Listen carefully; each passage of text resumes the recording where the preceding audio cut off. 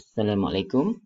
We continue with our chapter 3 is about process management 3.1.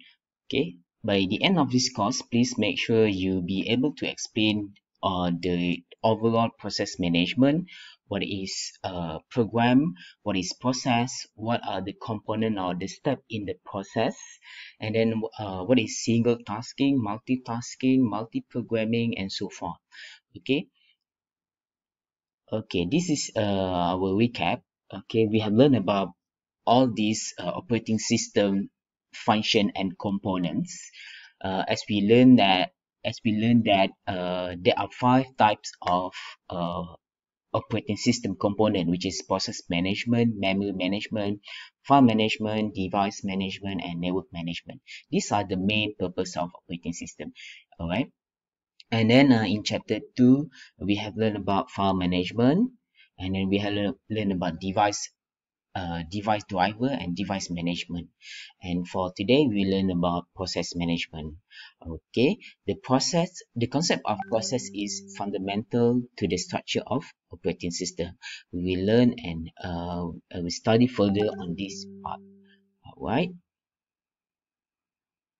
Before we go further, these are the process manager overview. Okay, if you can see that most of the operating system function is to execute the program. So the program is something like a high level program or application. For example, we have assignment.c or assignment.docx. So in order for the operating system to execute or to run the program, they must be transfer or transform the program as a process before the operating system can allocate CPU to the process and to execute the process. So in this chapter, we will looking at more on this area. Okay, before this, we have looked at this file and device. Let's see what is program and process. A process is a sequential program in execution. Kita boleh cakap juga sebagai a program in under execution. So kita lihat what is program and process. Okay, before this we have looked at there must be a program first and then it moves to process, right? So what is process? A process is a program in under execution, which mean that once we double click a program, it will become a process that must be executed by the operating system. So what do we have in process? Dalam process tu ada apa? So these are the component of process. There is a process can must have the object program or the code. Okay, we call it as code. Okay, we have data. For example, dalam code you tu you ada for example you buat C program kan, so you need to define the input and then the process and the output, right? So the input must be the data. Okay, dia punya input output, and then we have resources.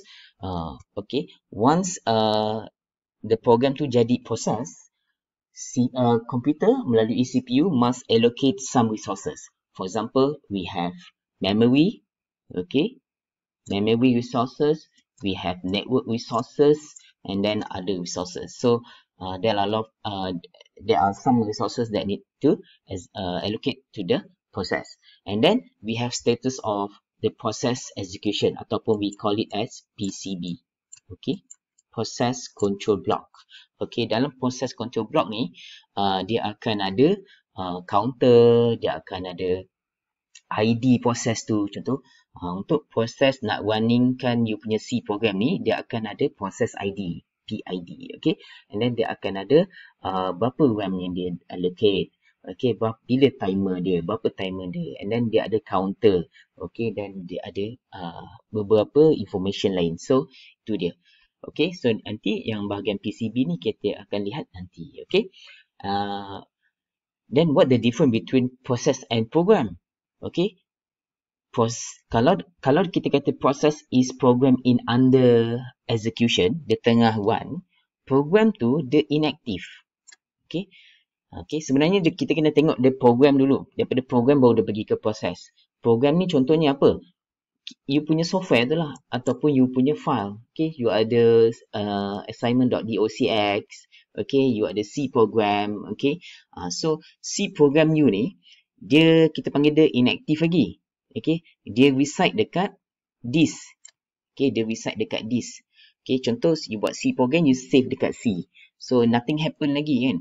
Bila you double click the program, okay, bila you double click tu lah, OS perlu run kan, C program atau Java program you tu kan. Okay, bila dia nak run, OS ni, dia tak boleh nak terus baca dekat C and then baca coding you. Itu kita panggil high level programming language. So, OS ni, dia lower level. Dia kena C program you tu, dia kena convert ke lower level programming language, which is yang CPU boleh baca. Okay, so that's why kita kena tukar atau kita kena, dia akan bila kita double click the program tu, dia akan tukar program tu kepada proses. Tukar tu maksudnya apa? Dia akan ambil program you tu, dia akan loaded into memory. Kita panggil loaded into memory. Dah dekat dalam memory RAM tu, barulah CPU akan di-assign. Okay, memory akan di-assign dan CPU boleh baca you punya C programming tadi tu. Okay, so program ni tu yang kita panggil atau kita boleh sebut dia sebagai job or task dekat kita punya task manager. Okay, so tu dia. Okay, apa lagi yang perlu tahu dekat sini? Okay, and then bila dia dah program tu dia dah load to memory,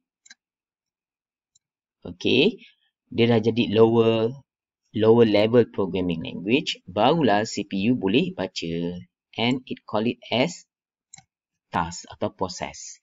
So ini inactive sebab dia berada di disk. Nampak macam dah siap program tu tapi nothing happen pun. Bila you double click barulah dia jadi aktif.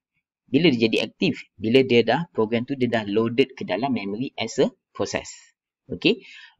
So process is active entity. Okay, with a program counter macam saya sebut tadi dekat sini. Specify the next instruction to execute and a set of associated resources. Okay, so ni yang kita sebut tadi lah. So maksudnya program daripada inactive program, executable file, kita perlu convert kepada proses. So itulah, lepas ni kita akan lihat process management. Okay. Okay, so tadi kita dah tengok daripada program dia pergi kepada proses. Double click dia akan jadi proses kan. So depending on the operating system, a process may be made up of multiple threads of execution that execute instruction concurrently. Yang ni kita dah belajar in previous chapter. In a process, dalam satu proses tu, proses A, proses B. Proses A ni is very simple one. You running C program, dapatkan input daripada user, calculate and then keluar output.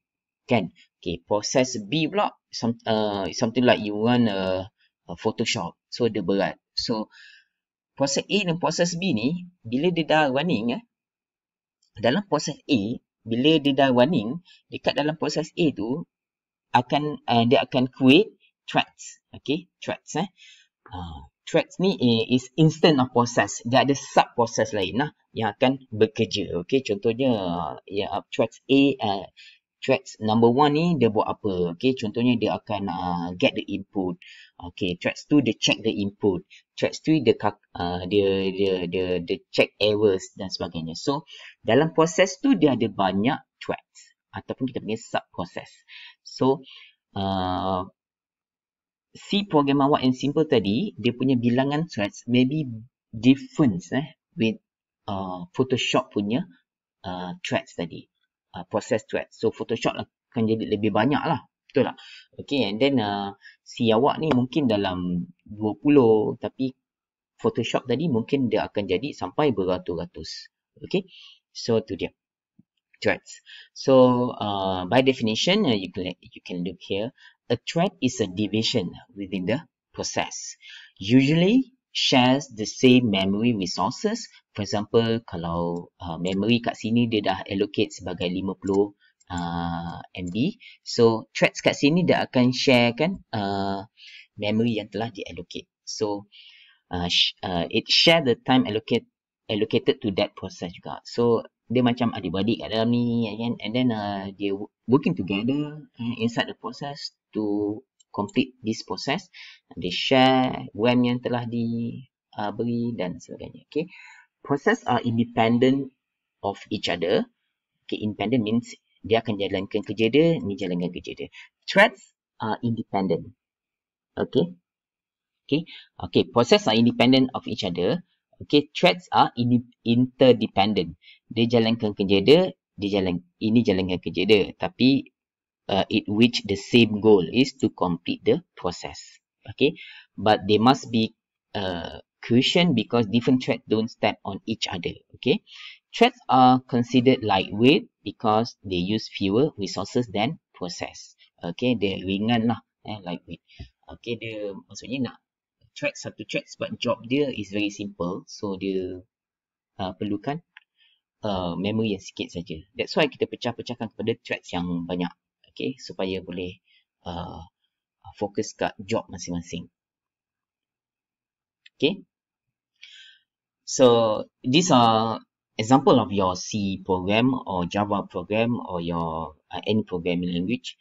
Okay, let's say you have a C program. Okay, ini kita panggil sebagai process bound. Okay, any program that we created, there must be input, and then there must be execution, or we call it as calculation, for example, and then there must be the output, right? So these are the three process bound.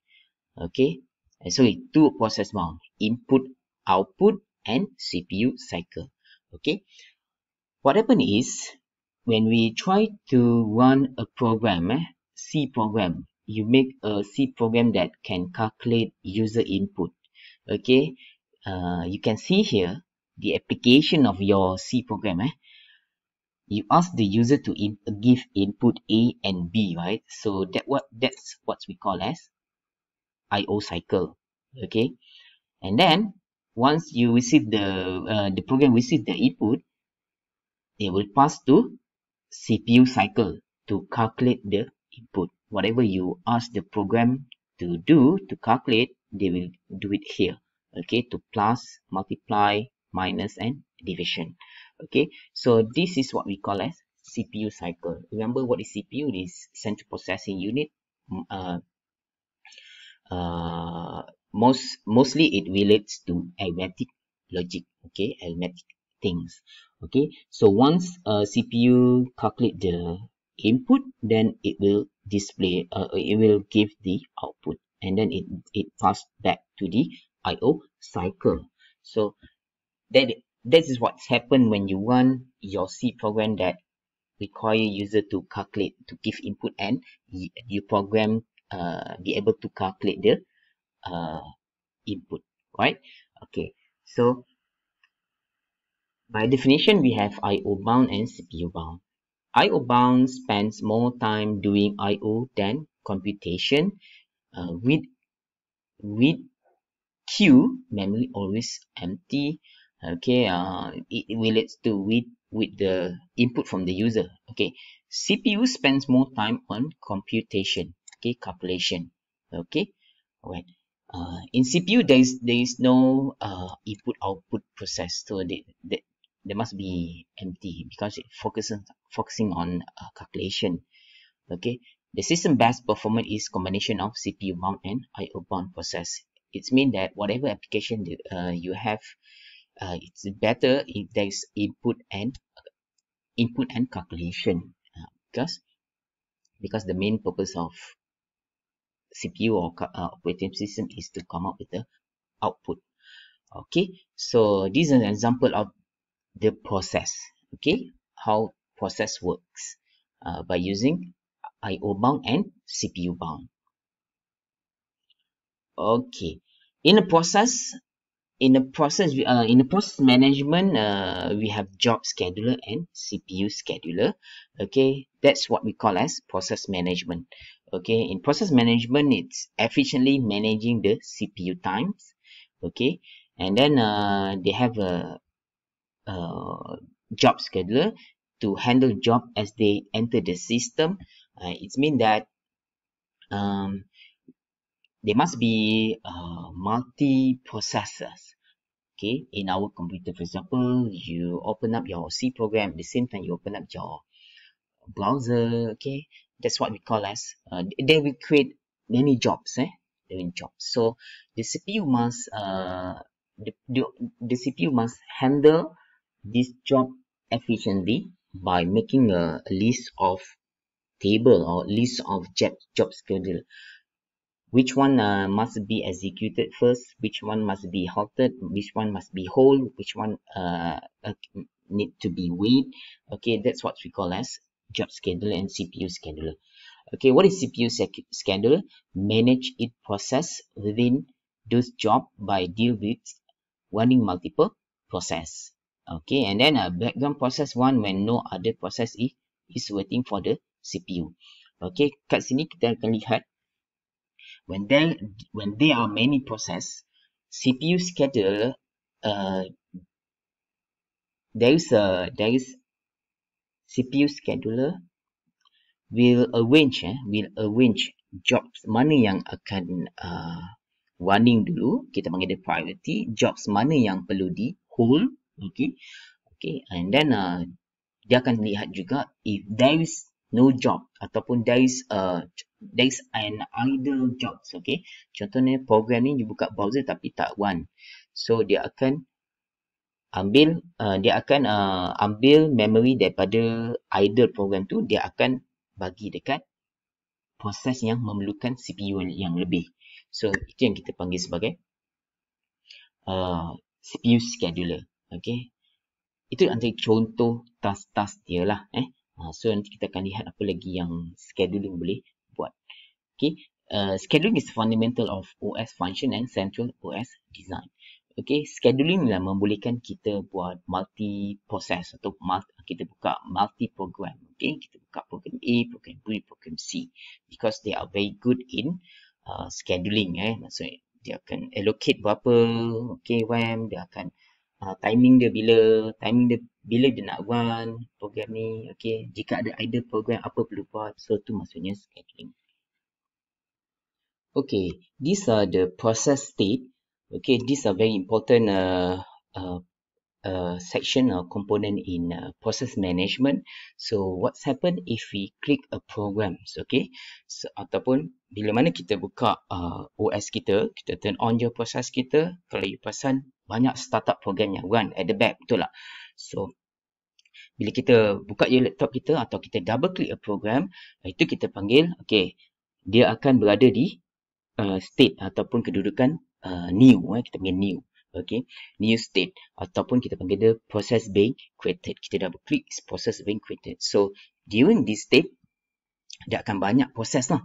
Proses A, proses B tengah created. Okay, time dekat sini, kat sinilah, okay, kita rasa dia macam lambat sikit.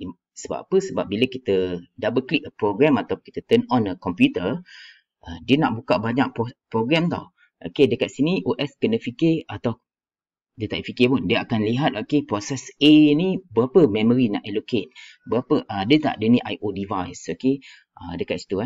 So itu yang kita panggil dia sebagai memory processor kat sini.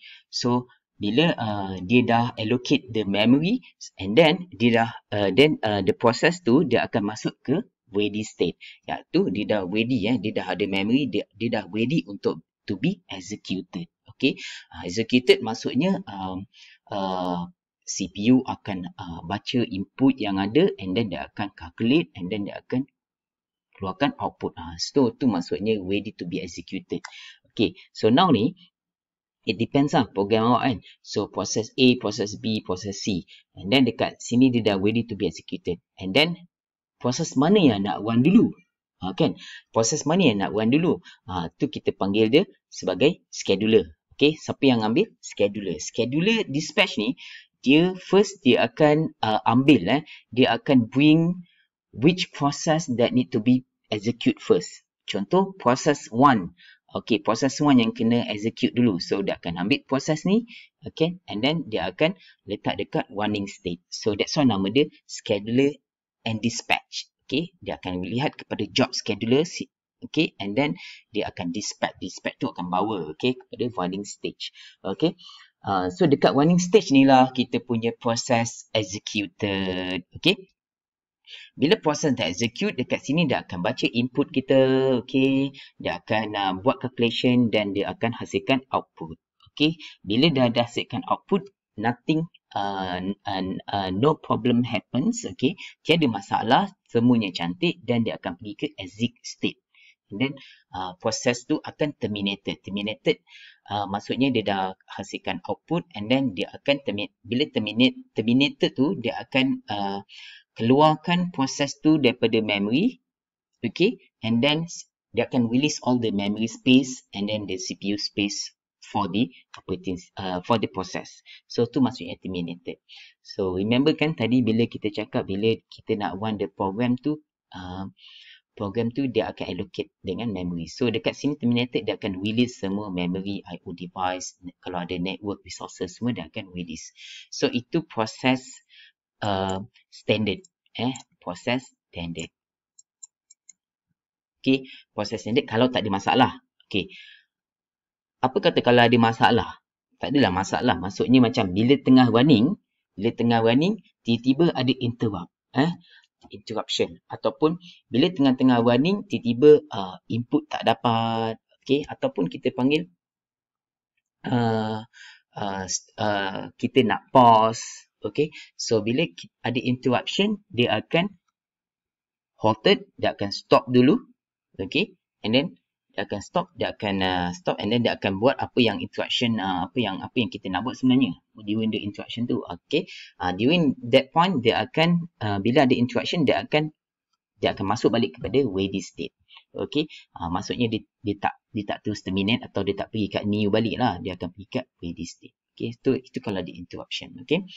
Okay, how about kalau kita ada bila kita nak run, tiba-tiba kita perlukan proses kita tu perlukan resources yang lebih, okay. Tadi kita dah CPU OS kita dah allocate 50 MB memory, tapi during tengah running tu tiba-tiba proses tu memerlukan resources yang lebih, okay. Mungkin something yang kita within the process tu, dalam program tu kita pergi tambah program lain ke, okay. For example apa, main Facebook tiba-tiba kita nak buka video call dan sebagainya kan. So dekat situ dia memerlukan proses yang tambahan.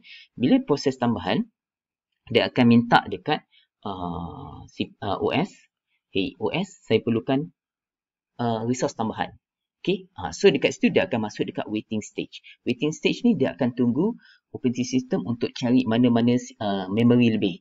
Dia akan cari ada resources yang to be allocated, okay. Kalau dia OS nampak ada memory lebih dekat program yang idle, dia akan ambil program memory tu, dia akan bagi dekat proses yang perlukan CPU lebih ni tadi ataupun memory lebih. So that's why bila proses tu tengah running and then dia memerlukan program tambahan atau for example tengah buat assignment, you nak print, okay, itu dia akan call input output, you nak print, so dekat situ ada gangguan ataupun dia memerlukan proses tambahan.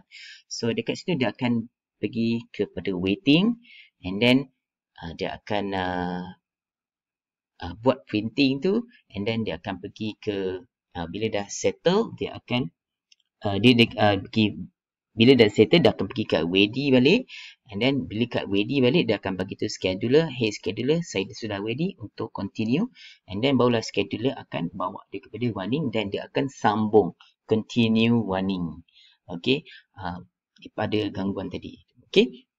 So kalau kita tengok, kalau satu program tu atau proses A dia tengah warning, tiba-tiba dia halted ataupun dia tengah pause, and then dia tengah dia mengalami interruption ataupun dia mengalami waiting ataupun dia memerlukan CPU lebih ataupun kita nak print dia. So A ni akan pergi ke sini. Okay, the process so sekarang ni siapa yang tengah warning, so dispatcher akan ambil yang lain tu lah. Okay, proses-proses lain yang akan warning. Bila dia pergi ke A ni, pergi ke ready stage balik, okay, scheduler akan take note yang A ni sudah ready to be executed.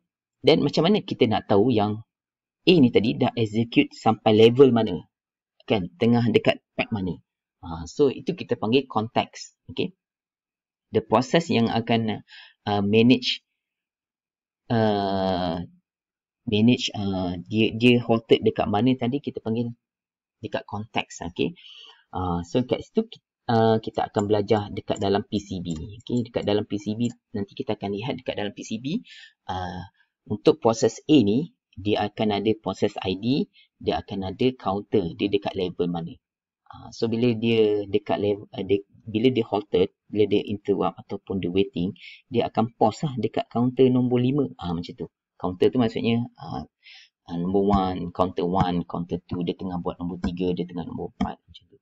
Okay, so dia akan ada PCB. Okay, dalam PCB tu akan ada counter yang akan keep track dia dekat level mana sekarang. Itu yang membolehkan dispatcher pass ke running akan continue execute the program. So tu dia what's happened in process state. Okay, kita ada new, okay, process being created, kita ada ready, process waiting to be assigned to a processor, running, instruction are being executed. Okay, kat sini dia dah ada memory and then CPU akan run dia, and then waiting, process waiting for event to occur. Contoh kita nak print ataupun kita nak buka proses tambahan, ataupun kita nak bila dah finally kita akan terminate the process. So itu dia process management.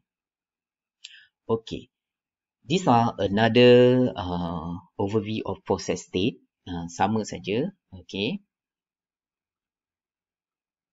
Okay, ini proses control block yang kita cerita tadi. PCB ni berlaku dekat mana?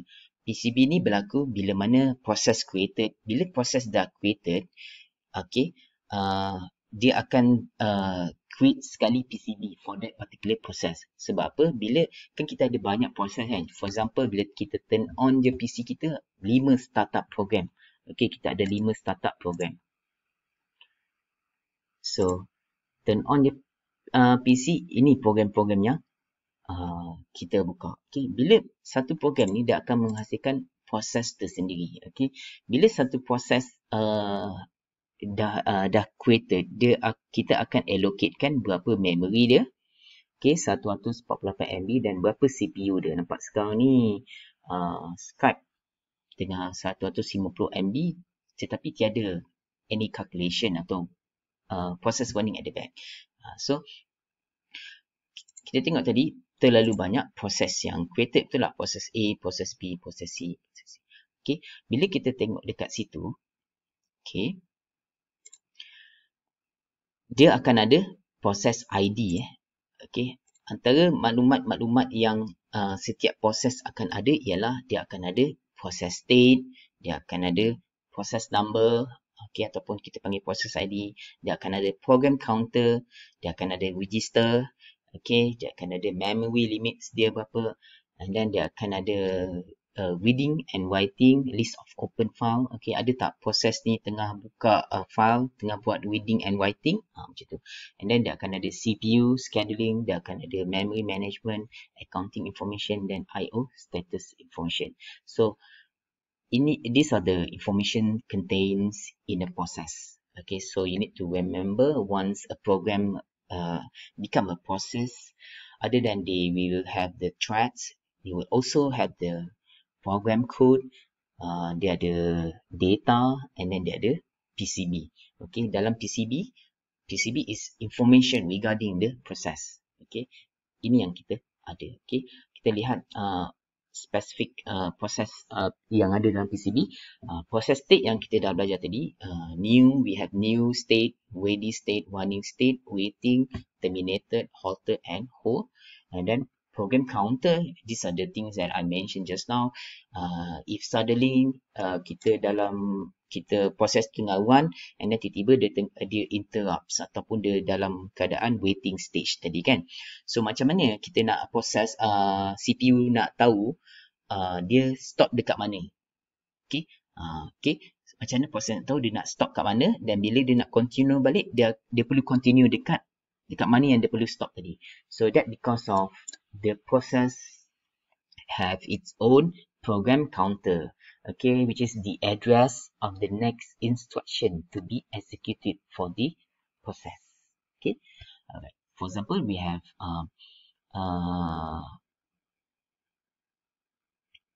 proses counter 1, 2, 3 ataupun task 1, 2, 3, 4, 5. Suddenly kat sini dia halted ataupun dia waiting.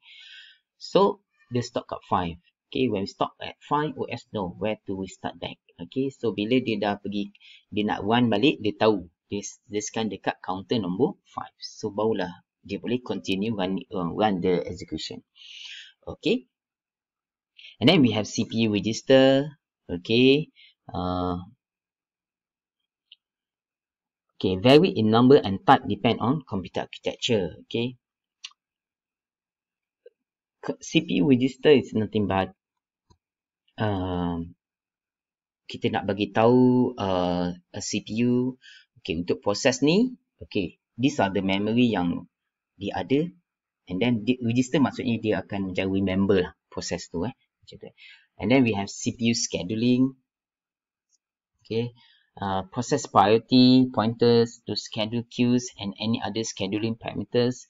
Ni pun kita dah cerita tadi. Okay, dekat dalam CPU pun dia ada scheduling dia, which parts yang perlu di execute first, which part yang perlu hold, which part yang perlu di continue. So tu scheduling dia.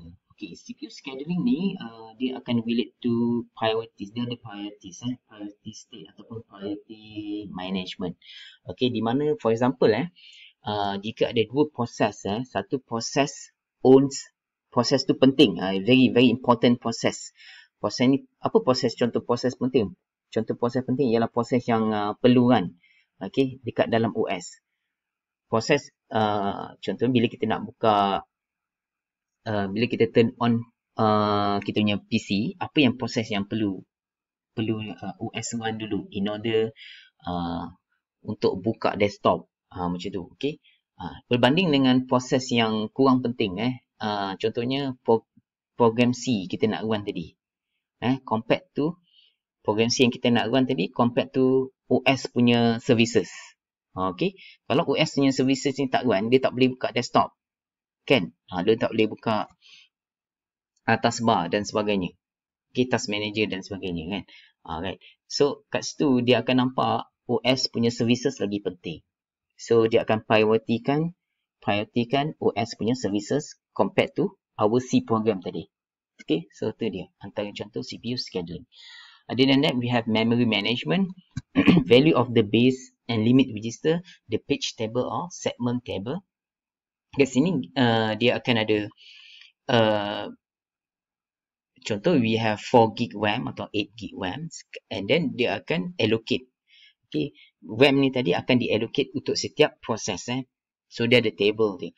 Proses 1 berapa memory sudah di allocate, proses 2 berapa memory telah diallocate dan seterusnya. Okay, and then we have accounting information, and then we have IO status information, the list of IO devices allocated to the process. Okay, this one for example we have a printing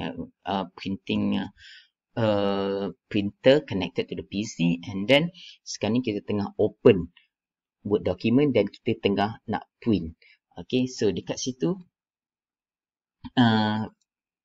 IO devices connected ke tidak, okay, on tak on, okay, page berapa sekarang tengah print, tu siapa yang handle dekat IO status.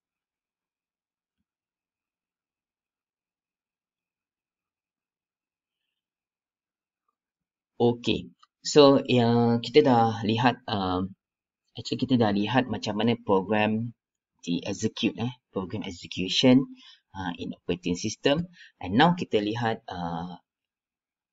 beberapa two types of tasks. We have single task and multitask. Okay, single task is single user ataupun unit programming. Unit means one, only one process at a time. Maksudnya these are example of older version of operating system lah. For example dekat zaman MS-DOS dulu. Maksudnya dia hanya boleh one process at one time. Compared to today's operating system, it be able to process multi-process at one time. For example, kita buka C program, buka doc, buka DOCX, kita buka Windows browser, okay, dan sebagainya. So, okay, sebagai pengenalan, sebelum ni we have single task, okay, processor, okay. In single task processor, it one sequential processing. Program is execute in sequential, maksudnya one program A dulu, baru one program B, very sequential, baru one program C, D dan seterusnya. So, other than that, dia juga ada batch processing. The objective of batch processing is to maximize the use of processor. Okay, there are two types of batch processing, which is long-term scheduler and short-term scheduler. Long-term scheduler ni, dia select process from mass storage devices and load it into memory. Bermaksud, dia tunggu ada beberapa processes and then barulah dia load into memory and execute at one time. Macam tu So dia nak maximiskan processor dia. Okay. Untuk short term scheduler, dia akan select process from memory and allocate to CPU. Maksudnya decision which process should be take from ready to one. Okay. Remember kita dekat process state kita tadi tu, kita ada new and then kita ada ready state, betul tak? And then selepas ready state kita ada one state. Okay, apa dekat mana long term and short term bermainkan peranan dekat process state tadi tu? For example, kalau dekat long term scheduler, bila mana dia berada di ready state, dia akan pull dulu, dia akan calculate dulu berapa proses ada, barulah dia akan dump kepada running state. Okay, berbeza dengan short term scheduler. Okay,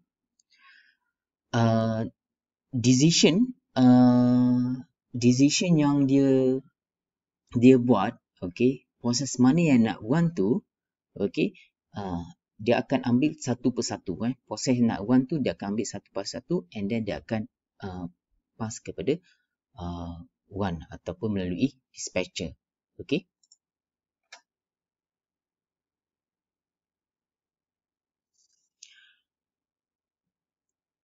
Now kita lihat multitasking. Multitasking is a method to allow multiprocessor to share processor and other system resources.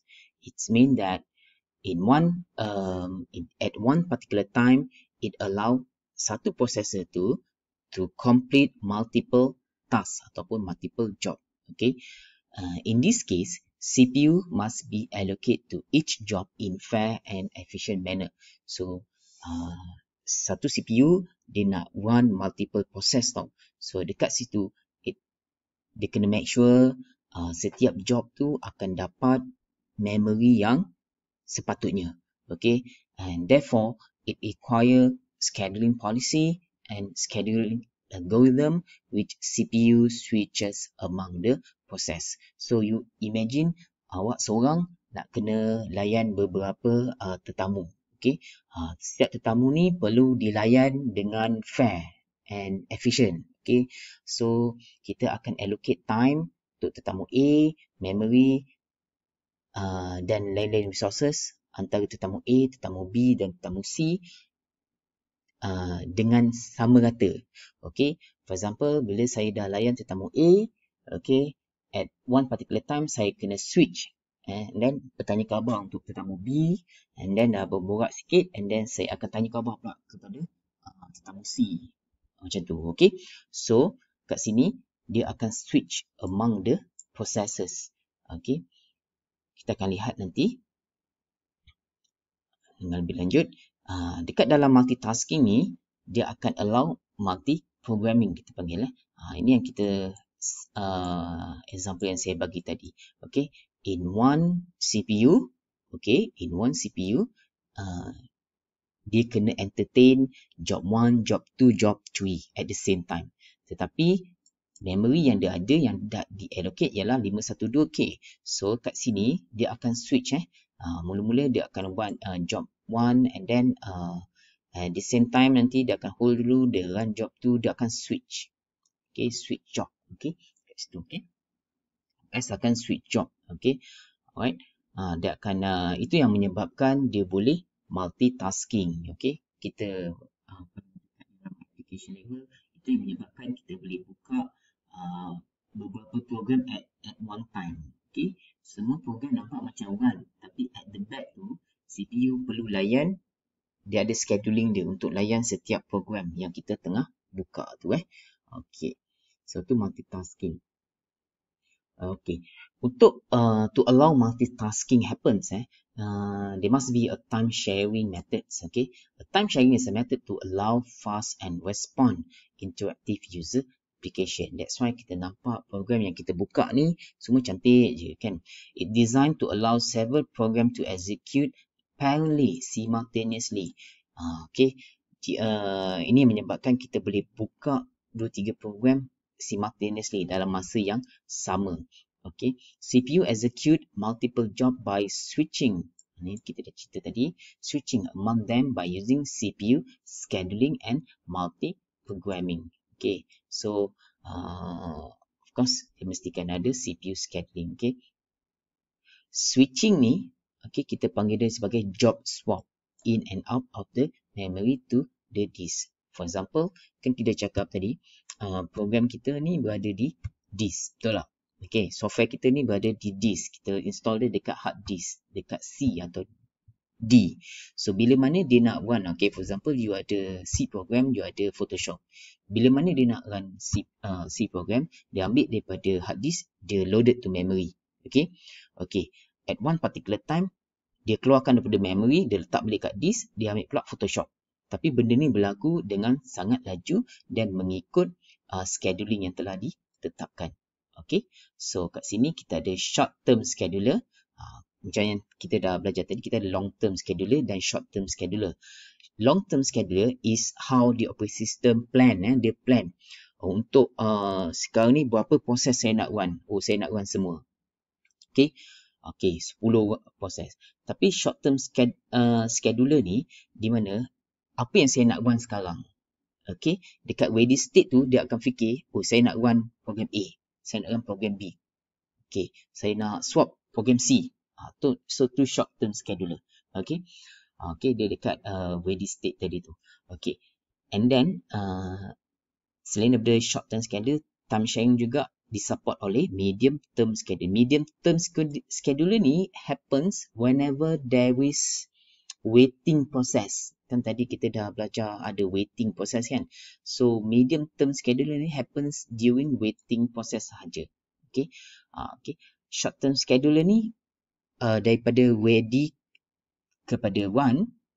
Okay, ni ready queue, ni run. Kalau remember kita punya state tadi tu, process state tadi tu, ready to run. Dekat sini short term scheduler yang take over, siapa yang nak di run, siapa yang nak di swap. Okay, tetapi bila mana ada waiting, remember kita waiting because of kita ada IO waiting queues kan. Okay, bila ada waiting process barulah dia akan ada medium term scheduler. Okay, dan dekat dalam multitasking juga kita ada dia ada dua teknologi lain iaitu preemptive dan non-preemptive. Okay, preemptive dan non-preemptive, ataupun non-preemptive ni kita panggil dia sebagai cooperative multitasking. So remember, these are the process that allow our operating system to run multiple program at one particular time. So now kita tengok macam mana OS kita buat. Macam mana dia run multiple program tu at one time dengan sangat laju. Okay, so now kita tengok dia ada non-preemptive. Non-preemptive multitasking ni pula apa? Okay, once a process executed by the CPU, it is not removed from the CPU until it has completed its service time.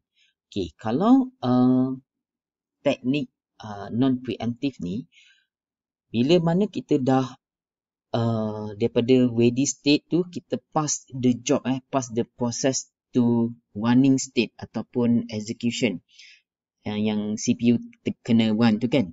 CPU akan execute the program sampai habis.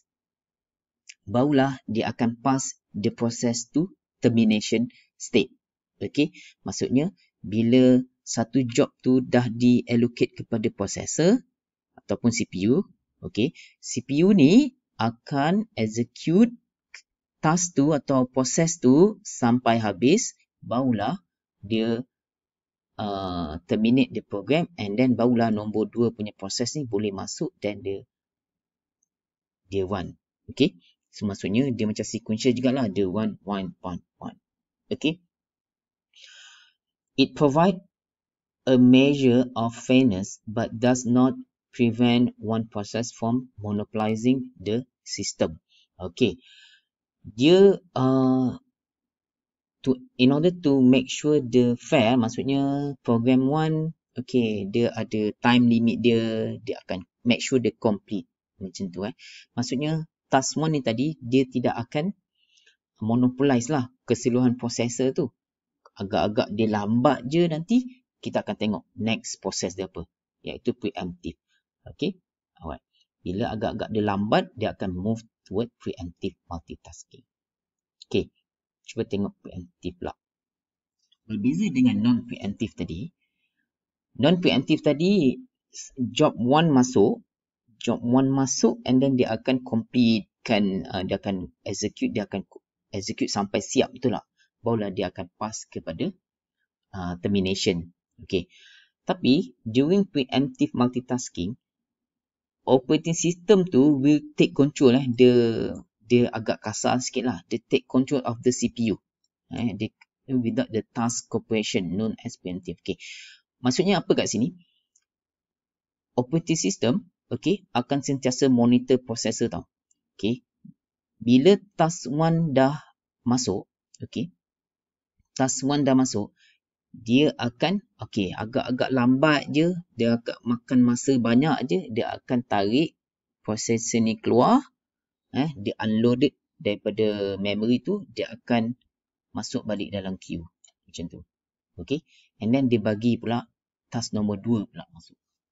Okay, dia macam tu. Okay, dia simply, dia tak tunggu complete lah. Dia tak tunggu complete. Dia, bila task processor ni masuk dalam proses, bila proses masuk dalam CPU run, and then dia tengok at one particular time agak lambat ataupun ada jam ke, ada problem ke, dia terus bawa keluar, dia minta queue balik kat belakang. So dia bagi pula nombor 2 masuk. So benda yang sama akan berulang-ulang. Okay, and then semua akan dapat time consuming yang sama, time processing yang sama. That's why kita panggil dia time sharing multitasking. Okay, so macam tu. So dia tak tunggu siap lah. Tak tunggu siap. Dia tak kira, dia tak tunggu siap. Okay, bila time processor ni bawa, dia stopkan proses orang ni, kan kita dah belajar tadi, dia akan stopkan mana-mana proses yang menyebabkan masalah, yang akan menyebabkan jam. Okay, dia ada je kereta yang menyebabkan jam, dia akan tarik kereta tu, dia campak keluar. Dia macam tu. Okay, in preemptive multitasking OS, to preempt ataupun to stop temporarily from using the CPU for certain reason. Okay, bila mana ada interruption, okay, bila mana ada priorities atau bila mana ada IO request. Okay, interrupt ni semua orang tahulah. Interrupt execution of process and allocates the CPU with another process. Okay, dekat sini dia pakai bila dia nak interrupts, kan, dia akan pakai timer. Okey. Okey, dia akan pakai timer lah, macam kita dah cakap tadi kan, bila mana si proses tu mengambil masa yang lama, tiba-tiba mengambil masa yang lama, dia akan interrupts and then dia bagi proses seterusnya masuk. Okey. So dia ada time clock dia sendiri. Okey. Okey. Dia juga akan stop the job, okey, bila ada priority process need to be executed. Okay. Yang ni priorities yang saya dah cerita tadi. Okay. For example, dia ada queue 1, 2, 3. Ini C program ni Photoshop. Tiba-tiba nombor 4 ni. Okay. Nombor 4 ni is system process. System maksudnya operating system punya proses. Okay. Okay. Kat sini priority dia lebih tinggi berbanding dengan C program awak. So, kat sini dia akan stop all the siapa-siapa punya proses dan dia akan run ni dulu. Okay, so macam tu. So, tu priorities. Okay. Ataupun dia akan halted atau stop temporarily the queue of the process bila mana ada I/O bound ataupun input-output bound. Okay, tadi sama ada process of calculation ke, tiba-tiba ada process of nak printing ke, kan. Tiba-tiba dia detect ada device connected, printer connected, then kita nak print pula, kan. Klik print, tekan page 1 until 10, tekan print. Dekat situ kalau you perasan, dia kena running printer, apa-apa job yang application you buka, printer still running, betul tak? Dekat situ at the back, job-job lain tu, dia tengah halted dulu, dia tengah stop temporary dulu, then dia run the printer, dia print dulu, barulah proses lain akan running. Okay, so tu dia. 3 reason or 3 situation that allow operating system to stop temporarily the process queue. Okay, clear? Okay. Okay. So now kita tengok. Tadi kan simply je kan, dia boleh tiba-tiba dia stop kat sini kan. Orang ni kena stop. So dia stop, dia kena queue balik dekat sini, betul tak? So bila dia dah stop, dia tengah buat apa sebenarnya? Time orang ni tengah buat apa? Dia tengah calculate ke? Kan? Dia tengah calculate ke? Dia tengah read input ke? So dekat situ, OS kena ada particular point that allow them to read back whatever the process have done before. Okay? Bila mana task 1 ni, dia dah queue balik. Bila dah capai dia punya time untuk run, CPU ni tadi kena tahu dia ni dekat state yang mana, kan? Dia tengah execute part mana. So dekat situ, siapa yang manage ialah kita panggil context switching. Okay. By definition, when the scheduler switch the CPU from executing one process to execute another, the context switcher save, okay, the content of all processor register for the process that being removed from the CPU. Proses yang telah di remove tadi tu, dia akan save. Okay. Dia akan save dulu kedudukan dia ataupun dia tengah buat apa. Okay. Okay. Macam mana dia tahu? Macam mana dia tahu dia ni tengah buat apa? Dia ada processor register. Okay. So, itu dia. The context of a process is represented in PCB. Okay. Maklumat-maklumat ni semua disimpan dekat mana? Disimpan dekat proses control block ni tadi PCB. Kan PCB ni tadi dia ada apa? Dia ada proses ID, dia ada register, dia ada scheduler, dia ada all the memory tadilah. So, itu yang kita panggil, itu yang PCB take place tu. Itu yang pentingnya PCB. Okay, untuk setiap proses ni tadi, dia akan ada proses control block.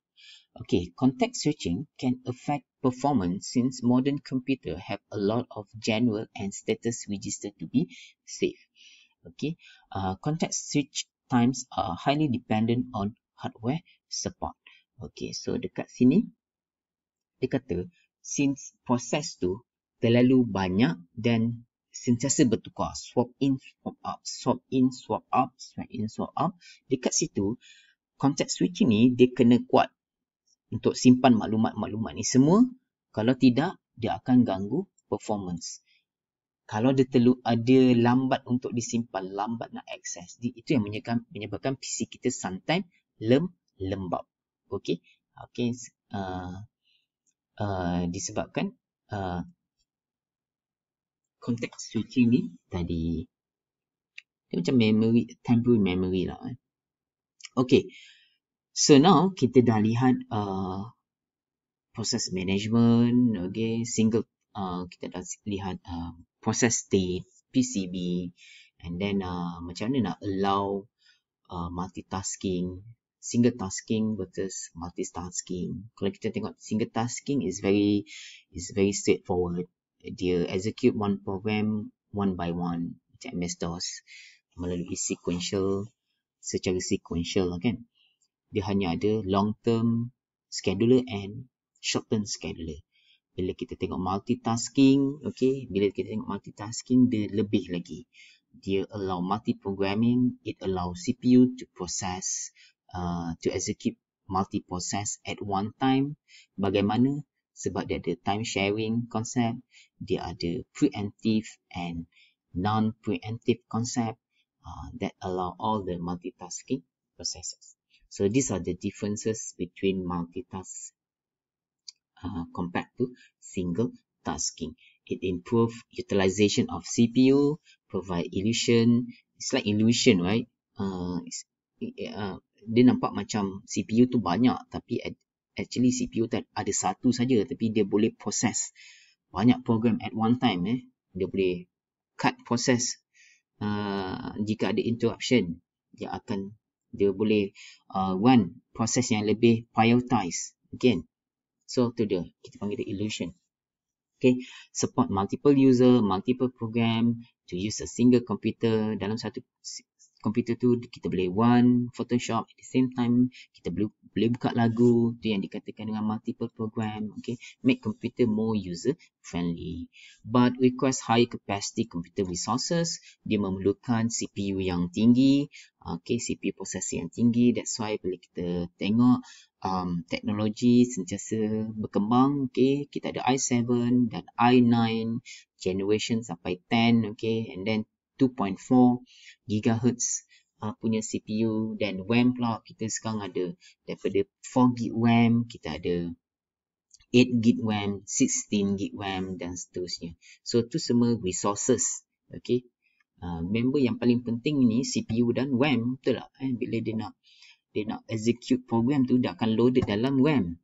Okay, dan CPU akan buat processing kat dalam tu. Okay, CPU akan buat calculation. Okay, must prevent computer from being overutilized. Okay, kalau tak, itu yang kita dapati, laptop kita hang. Okay, dia overutilized ataupun dia running scheduling, running daripada schedule dia. OS must provide protection for a program from being interfered by other programs in the system. Okay. Okay, so these are the comparison table. You boleh tengok sendiri. Dan itu saja untuk process management. Okay, if you have any question, you can always talk or message in our forum. Okay, thank you very much.